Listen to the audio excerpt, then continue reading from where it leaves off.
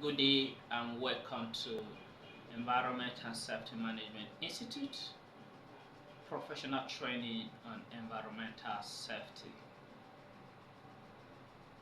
Today I want us to look at hazard identification and risk assessment. Hazard identification and risk assessment.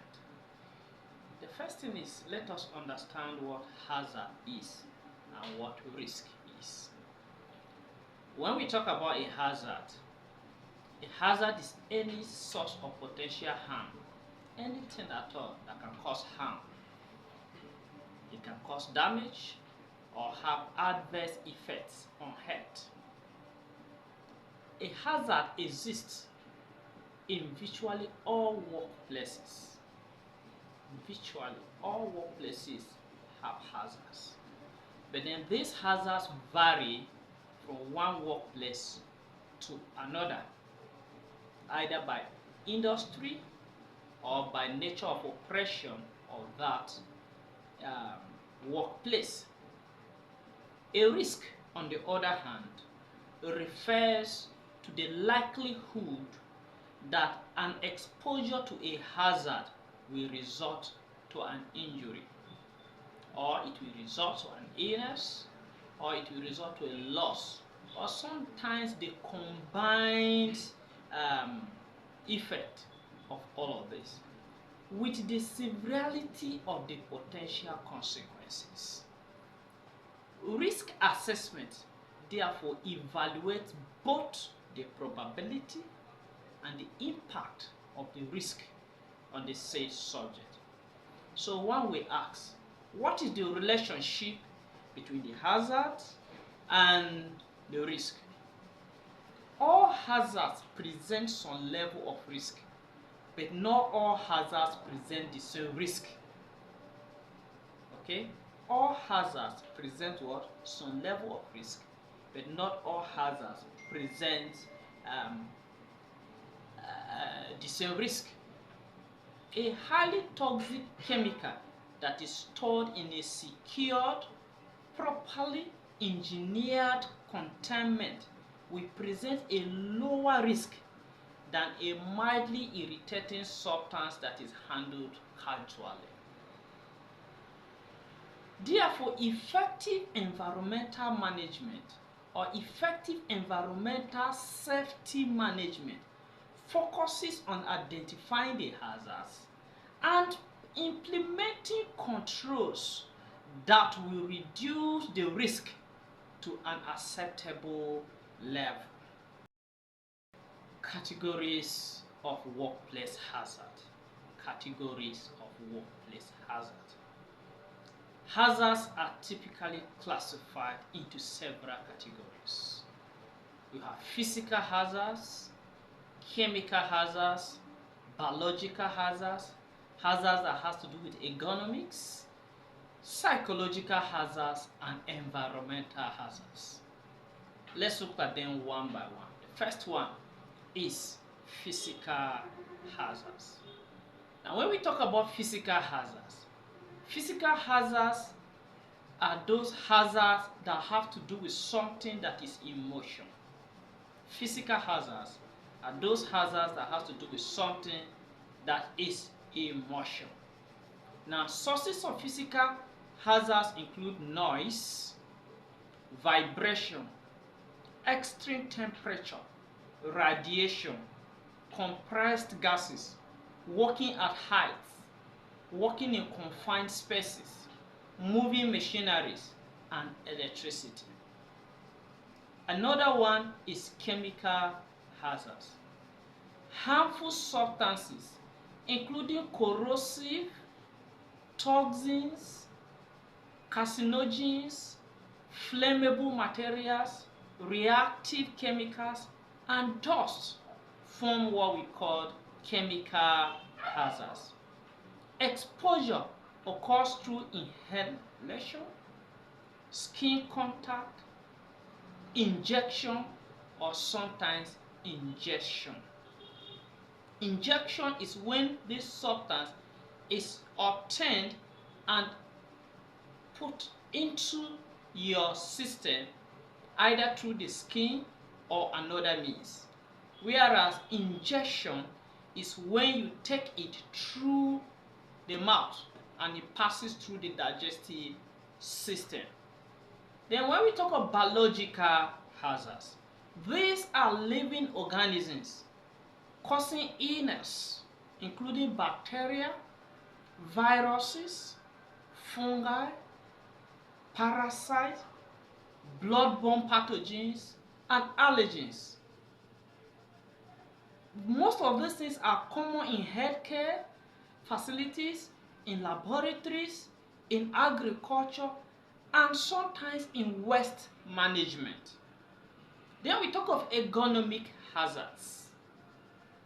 Ergonomic hazards are those workplace conditions that cause musculoskeletal disorders, including repetitive motions, awkward postures, excessive force, vibration, and static positions. Then we also have what we call psychological hazards. These are workplace factors that affect the mental health of a worker. They include excessive workload, harassment in the place of work, violence, job insecurity, and also lack of control or lack of support in your work environment. These are psychological hazards. Then we also have environmental hazards. When we are talking about environmental hazards are conditions that threaten environmental quality. They include things like air emission, water discharge, soil contamination, noise pollution, and sometimes ecosystem disruption. All of these are what? Environmental hazards. Hazard identification methods. What are the methods that you should be able to identify the hazards that are found in the workplace? Systematic hazard identification employs different or multiple approaches. The first one is workplace inspection. Regular walkthrough, examination of your work areas, identifying obvious hazards, unsafe conditions, and housekeeping deficiencies is one way of or one method of identifying hazards. When you have effective inspections, you use checklists, you involve both the managers and the employees, and you document your findings with photos where appropriate or videos. It helps you to be able to identify the hazards that are found in your work environment. Apart from this systematic hazard identification, another way is called job hazard analysis. Job hazard analysis. A job hazard analysis is a systematic examination of specific job tasks whereby you break down these jobs into little doable steps. In these little doable steps, you identify the hazards that are associated with each step, and then you determine the appropriate controls that are found in that step, particularly viable to high risk or sometimes infrequent taxes. Now, let me tell you this without fear or favor. There is no job as simple as it looks that cannot be broken down into steps. For example, if a photographer enters into the studio to take pictures, you can break down that simple job of taking pictures into steps. If you stop your car by the roadside because you have a flat tire and you want to change this flat tire, you can break down the job of changing this flat tire into steps. As easy as cooking jollof rice in the house is, you can break it down into steps. The step where you went to go and get water for the cooking, how you got the rice, how you got the ingredients, how you use the fire or your source of energy for the cooking, the process you followed, and everything can be broken down into little doable steps. That process of breaking a job into these doable steps and examining those hazards that are associated in each step and finding the controls whereby you will be able to avert the dangers that are associated in this job is what we call job hazard analysis.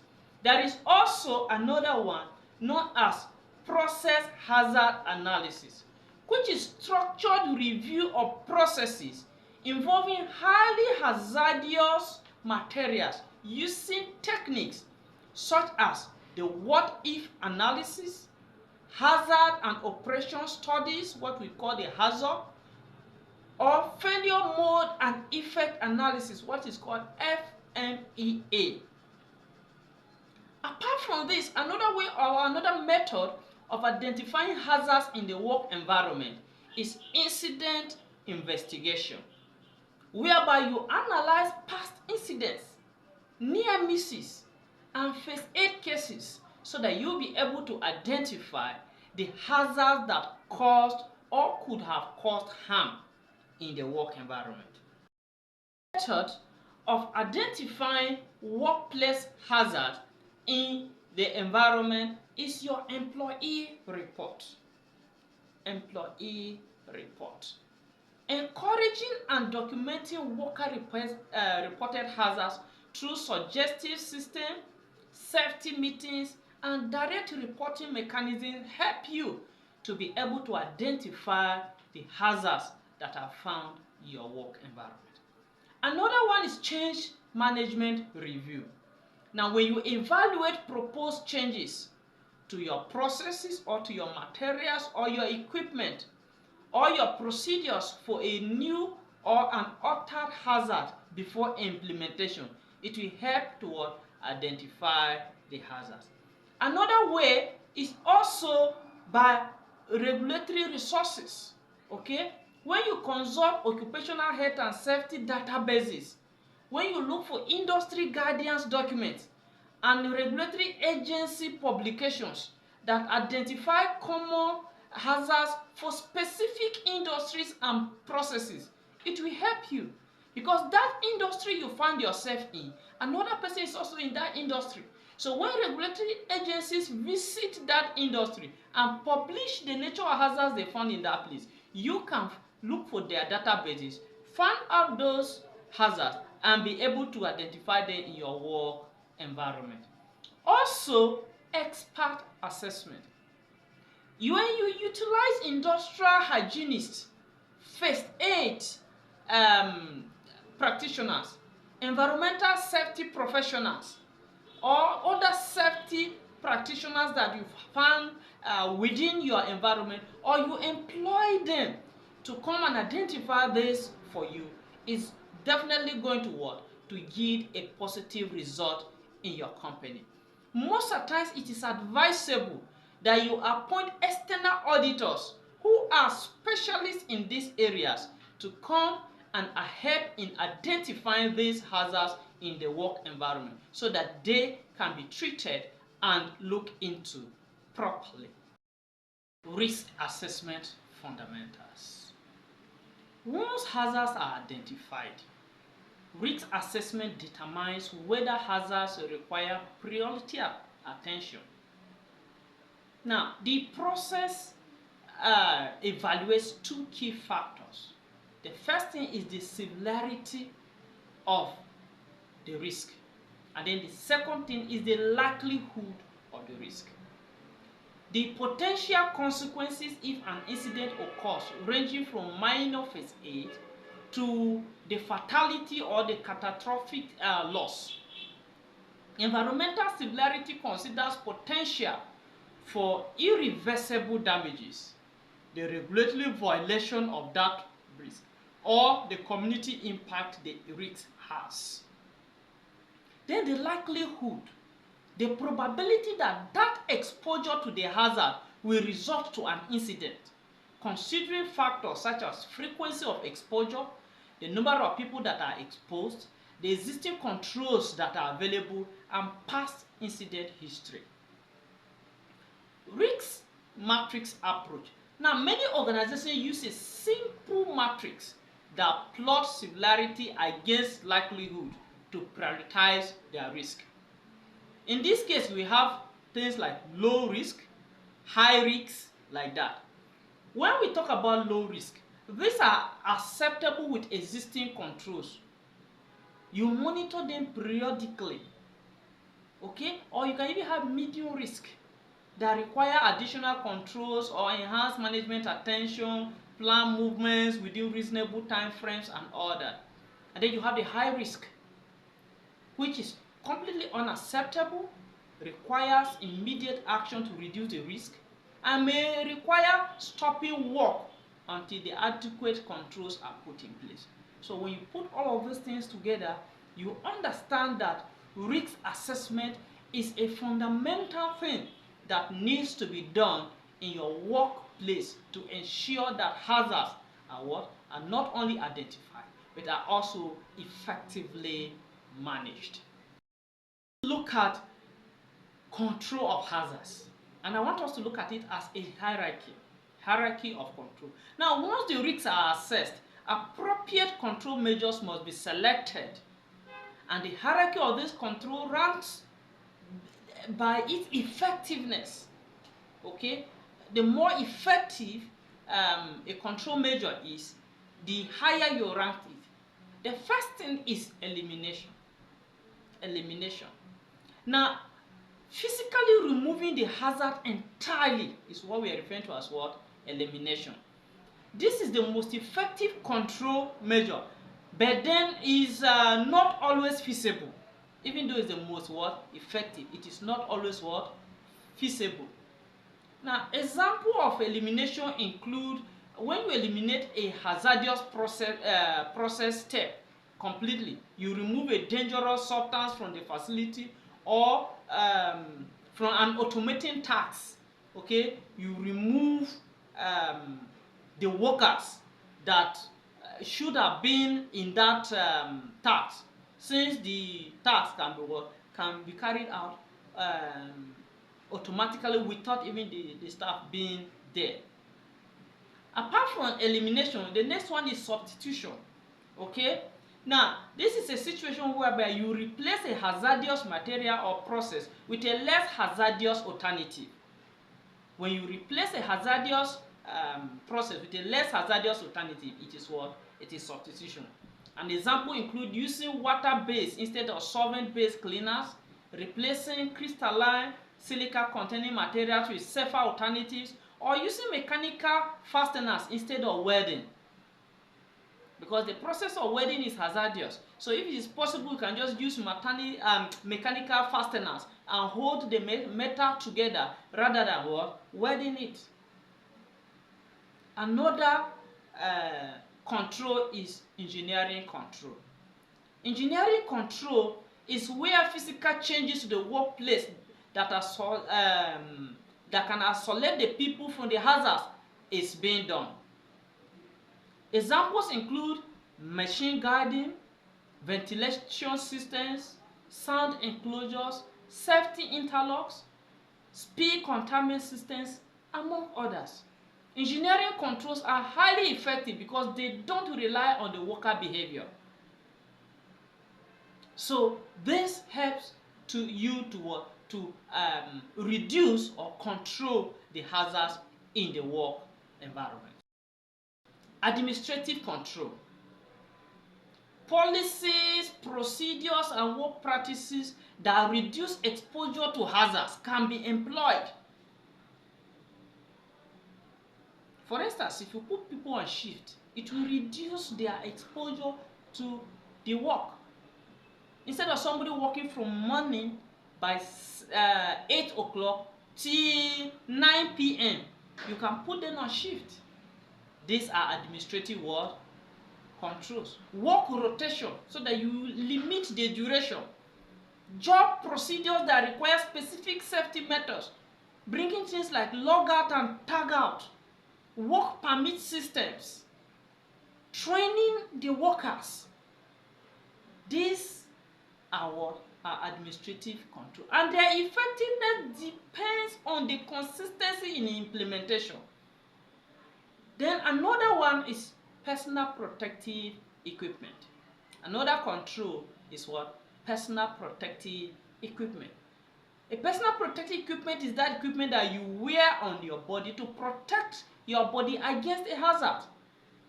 They include things like hard hats, safety glasses, respirators, gloves, hearing protection, among other things. The personal protective equipment is the last effective control because it only protects the wearer. It requires proper selection and proper use, and it fails if it is not maintained properly. So you discover that it's the least among the five controls that we are talking about. Personal protective equipment should not be a sole control because it protects only the wearer. So when you want to apply these things in the hierarchy, you will realize that effective risk management therefore prioritizes the higher level controls. When you combine these controls together with other ones, you now achieve a better what? Protection. You can be doing administrative control, you still have personal protective equipment. You can be doing elimination, you still have administrative what? Control. So when you combine them, you discover that they will give you a better protection in the work environment. Let us look at how to conduct a job hazard analysis. Job hazard analysis, also called job safety analysis, is a powerful technique for identifying hazards and determining the appropriate controls that should be used. As I said in an earlier statement, job hazard analysis is that situation whereby you break down your job into little doable steps that should be employed. Now, when you are able to break down this job into those little steps and then check the hazards that are available in each of the steps and then see the controls that can be applied to those hazards, that is a job hazard analysis.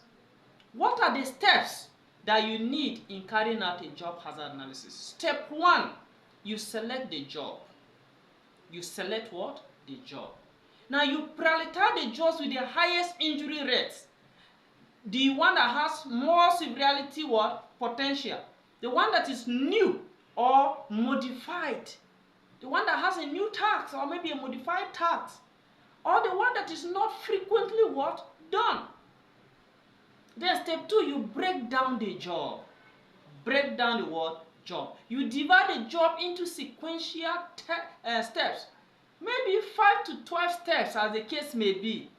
These steps should be broad enough to avoid excessive details, but then it should be specific enough to identify a distinct hazard. It should be broad enough to avoid what?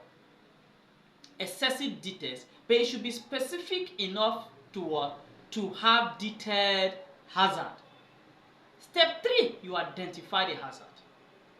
What do you do in step 3? You identify the hazard. For each step, you identify that potential hazard, including the physical dangers, the chemical exposure, the ergonomic stressors, and the environmental factors that are in that step. You observe the job being performed, and then you involve the experienced workers to identify the hazards. Step 4, you determine for each identified hazard, they specify appropriate controls. This is done following the hierarchy at which this job was conducted. So you document the specific protective measures, the specific equipment that is required, and the specific what? Procedure.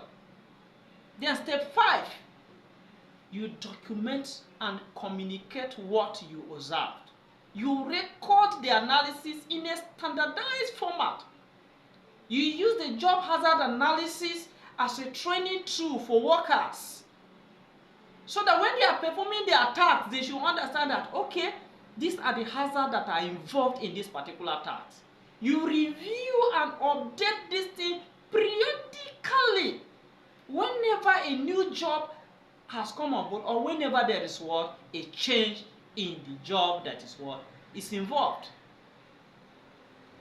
Let me give you an instance. If you want to change the tire of your car, the first thing is that you park the car. That is what step one. You what? You park the car. Step two, you come out of the car and open your what? Your boot. You remove your jack. You come and jack the vehicle, remove the tire that's flat, and put a new one. You take the tire and put it back in your boot. But this is a process. Coming out of the car alone has consequences. There are risks in it. If you don't look well before you come out of the car, another vehicle may be coming, and as you are out, it will what? It will jam you. So you will discover each of these steps. If you look at it, you will see the dangers, the risk that is involved in that particular step, which is distinct from the other step.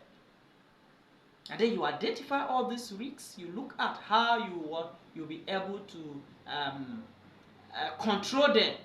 You document it and you use it for your training purposes. Let us look at environmental aspects and environmental impacts. Now, when we are talking about environmental safety management involves you identifying the activities that your organization is doing and how these activities interact with the environment and the consequences of these activities. So that takes us to what is called environmental aspect. When we are talking about environmental aspect refers to those elements of the activities, those elements of the product of your activity, those elements of your service that can interact with the environment. Let's take a simple activity like having a classroom in the environment. If you have a classroom in the environment, the classroom is going to have pupils. These pupils are going to use books and write. Okay? As they write with books, some of the books will tear and they will throw it in the environment, thereby producing waste, causing pollution. That is the environmental aspect of you having a classroom in that place. So when we're talking about the environmental aspect, how does the organizational activities interact with your environment? There are basically three major components of the environment: the air, the land, and the water. How do your activities interact with the air? Are there air emissions? Are there water discharges? Are there waste generation? What about energy consumption? Are there land use? What about natural resources extraction? These are environmental aspects of the activities of your organization. And then another thing is the environmental impact. Environmental impact talks about the changes your organization causes on the environment, especially as a result of the environmental aspect of your activities. If you are talking about air quality, if there is emission into the air, it's going to affect what? Air quality. So the environmental aspect of your organization was that the organization was emitting substances into the air. The impact is that it is affecting the air quality. So the interaction of your organization with the environment in relation to the environmental aspect of your organization is what we refer to as what? The environmental impact. The same thing applies to the water. If your organization is releasing substances into the water, then those substances are causing what? Water pollution. The environmental aspect is that you are releasing things into the water, and the impact is what? Water pollution. You have things like soil contamination, habitat destruction, climate change, contribution, resource depletion, and all that. There is what we call significance evaluation. Organizations must determine which aspect of their organization present significant environmental impact that require management attention. Factors include the magnitude, the severity, the severity of the impact, the regulatory requirement of that aspect, the stakeholders' concerns that have been raised, and the frequency of occurrence of this activity and the impact the activity has on the environment.